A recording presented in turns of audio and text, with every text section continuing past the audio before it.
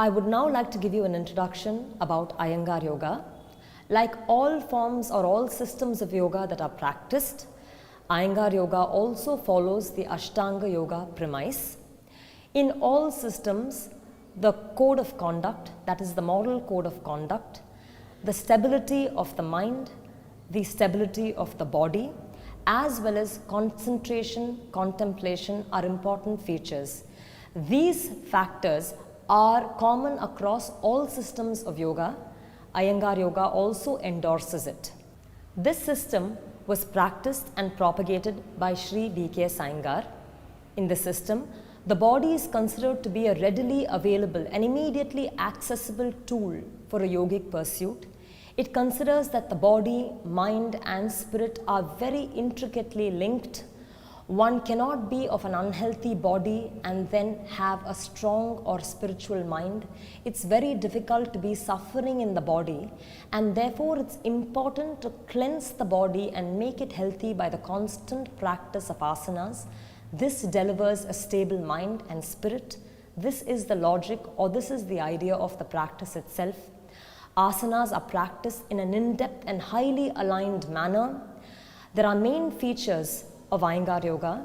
The first is that all asanas and pranayama are practiced in an in-depth and a very methodical manner. Every individual's constitution and condition is considered.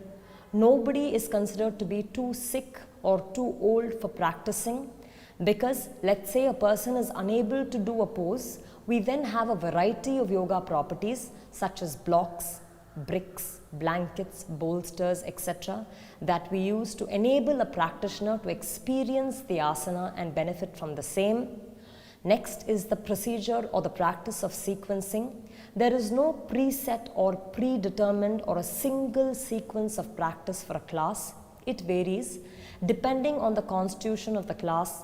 Let's say in today's class, or the individuals in the class have a hunched back or a compromised lumbar spine, then the way in which the asanas are sequenced or the actions are sequenced in a class is so that the asanas may penetrate that area and then give it an intelligent, active response.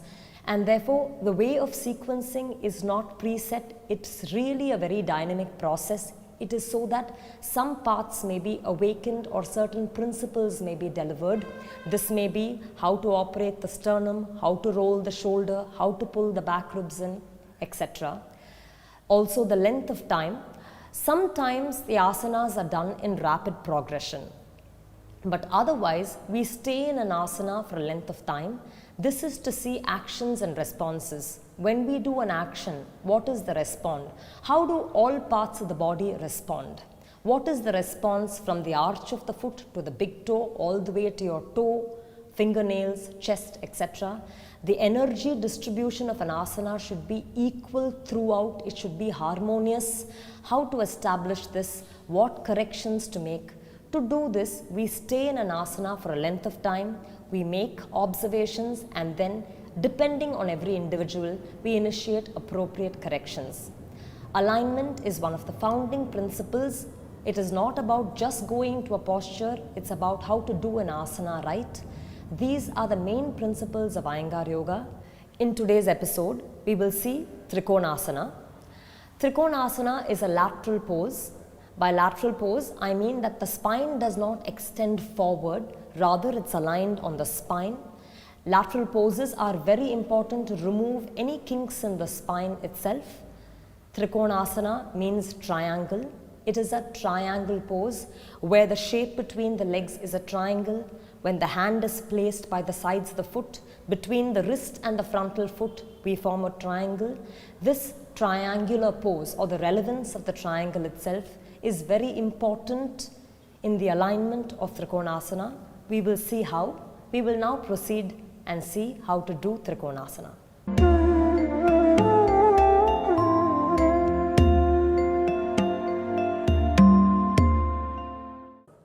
To do Trikonasana, we first start with standing in Tadasana with the knees and thighs back, weight going back, the thigh weight should be going back. Pressurize the heel, evenly spread all the toes, touch all parts of the toes on the floor. Raise the sternum up, raise the chest up, lower the buttock muscle down, side of the body should stand tall and erect. From there, you take your hands in front of your chest, jump open your leg apart, raising your hand up like Urdhvasthasana and to the side like Vimanasana. In that process, the chest should have become tall as well as wide. Then, the outer edges of the foot should be pressed firm. The arches should be opened. The arch should not drop. Pressing the thigh back, opening the arch well, pressing the outer edges of the foot. Both feet should be parallel, as in the foot will not turn out. The foot will be kept in such a way that it's parallel. Both outer edges should be parallel. It is particularly important to have the buttock muscle down, abdomen lean towards the spine as a natural movement of the buttock muscle going down, and the sides of the body tall. Here we take our hands to our waist to start with. Then the right foot turn completely out. When the right foot turns out, you have to make sure that the turn happens from the root of the thigh. By the root of the thigh, it is the area where the thigh joins the pelvis. That is the root of the thigh. When the foot turns out, the thigh should rotate out, the knee should rotate out, and the entire calf muscle should spin out. The weight is pressed on the heel, the metatarsals are firm on the ground. The tendency of the spine is to lean or fall on the side where the leg is turning. To avoid that, the spine should be particularly and deliberately centered. For this, the practitioner slightly moves the spine towards the center. At this point, we turn the leg back in front. We take our hand to the side, jump and feet together.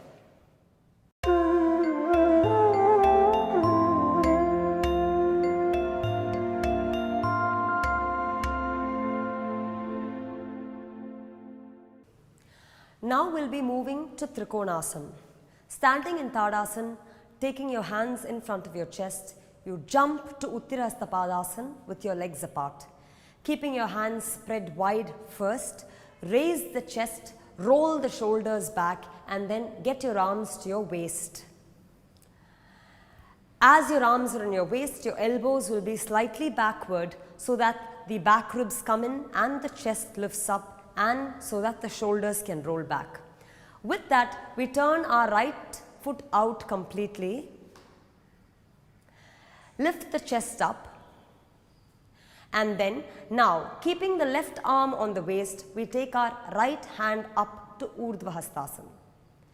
As the right arm goes up, the right side of the body from the outer hip to the outer armpit via the floating rib. The floating rib are the last two ribs in the rib cage. This is an important junction. It's important to have the floating rib lifted and prominently out. So the hands would go slightly more to the left side.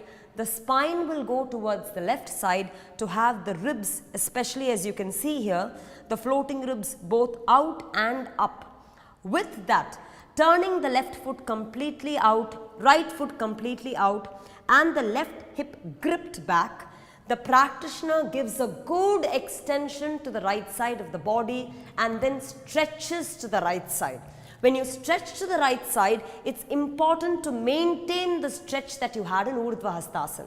Maintaining the stretch, you go to the final pose where your hand is placed on the ground behind your right foot. When the hand is placed on the ground, some important adjustments are to get the right buttock forward, left hip has to nicely roll back.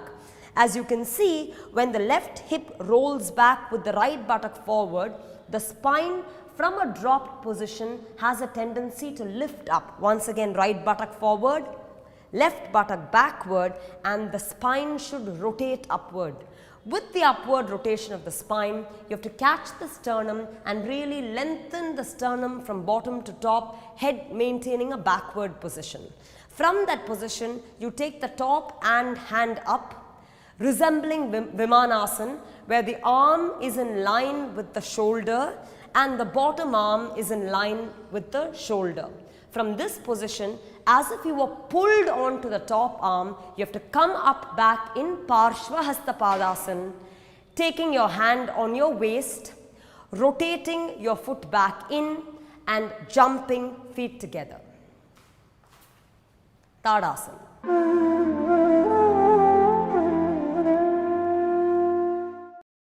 We'll first be showing Trikonasana on the left side the way a beginner would normally do. You keep your hands in front of your chest, jump, open your legs apart, turn your right, in this case left foot out to Parshvahasthapadasana. You take your left hand up, and then when you quickly go down to Trikonasana, you feel and you notice, firstly there is a fall of the spine down. That is, compared to the right side, left side of the chest being up, here the spine falls down. That is one thing that is pertinent to note. The next is the top side of the body has a great length. Even if we measure in terms of spans, the top side of the body is almost 3 spans, whereas we see that the bottom side of the body has hardly any length. It's hardly coming to around 2 spans.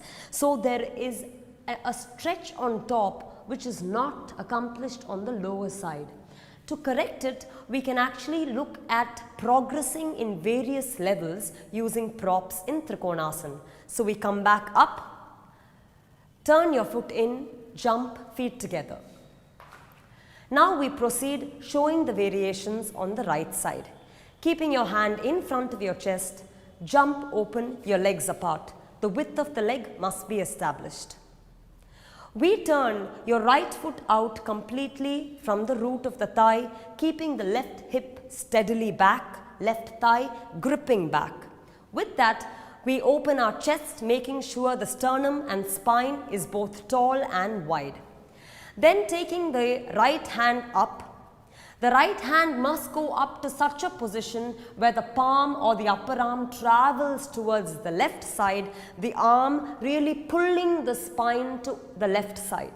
When that happens, the right side of the body, the side that goes down, as we know, has a tendency to shrink. Here we already try and establish a quality by which the right side of the body remains tall. We have to try and remove that obstacle where the right side of the body can shrink. From here, we move only to the level of the chair where you extend your arm, maintain the extension, and then take the palm on the chair. Here, though the arm goes down, the top hand comes on the waist.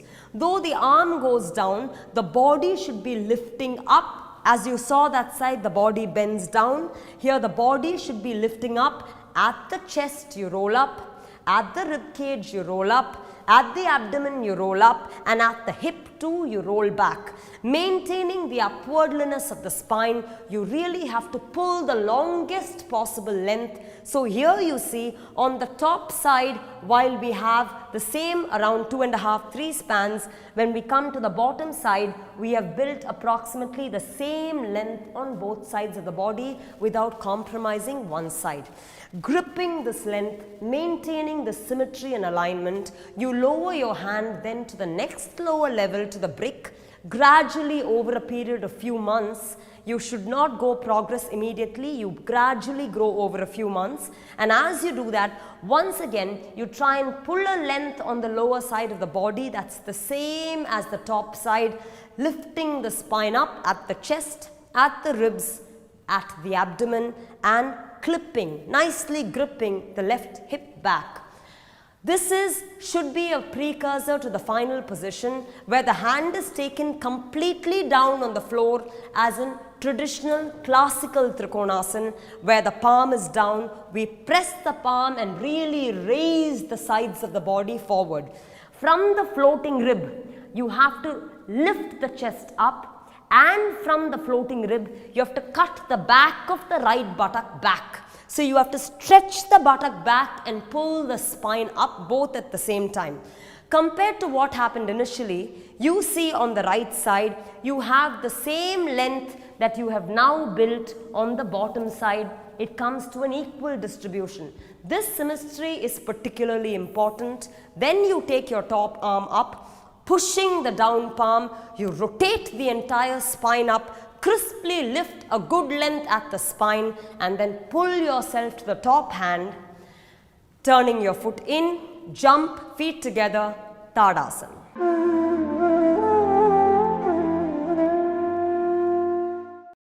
We are now seeing various ways by which props can be used to improve the alignment and the symmetry and therefore the accrued benefits of Trikonasana. I am standing with my legs apart, but this time against a wall. When a practitioner begins the practice of asana new for the first few times, using the wall for personal support gives them more encouragement and confidence.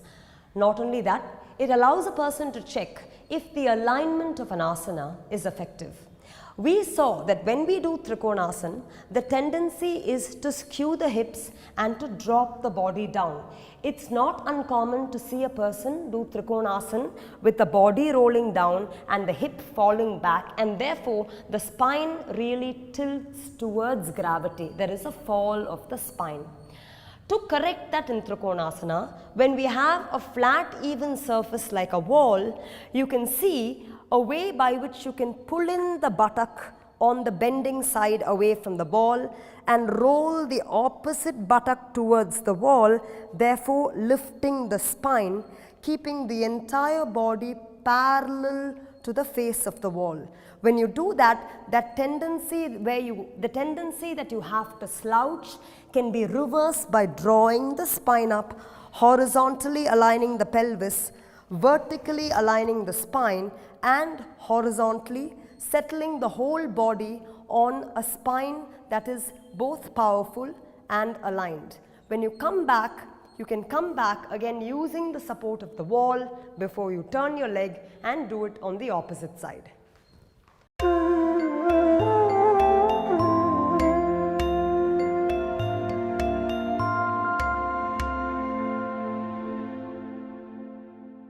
In the practice of standing asanas, there is great control and strength that is built in the legs and the spine. So always after the practice of standing poses, it is wise to perform some kind of a restorative pose. Examples may be Shavasana, bent leg Shavasana, Setubandh Sarvangasana, Halasana. There are multiple poses that you could do. Today we are showing to you bent leg Shavasana, which is a variation of Shavasana. In this, here we have taken a stool topped with a foam. You could also use a chair or a stool at your home where the height is such that the shin bone completely rests over the top of the stool. Right from the heel all the way until the back of the knee, the shin bone completely rests on the stool, and the femur bone is vertical, as in the femur bone is directly over the socket. When this is done, there is a plentiful relaxation for the entire spine, lumbar, chest, abdomen, all of them spread and remain relaxed. A person that practices this at the end of a class or an end of a practice may remain in this pose for up to 10 to 15 minutes. This gives an overall rejuvenation and relaxation to the body.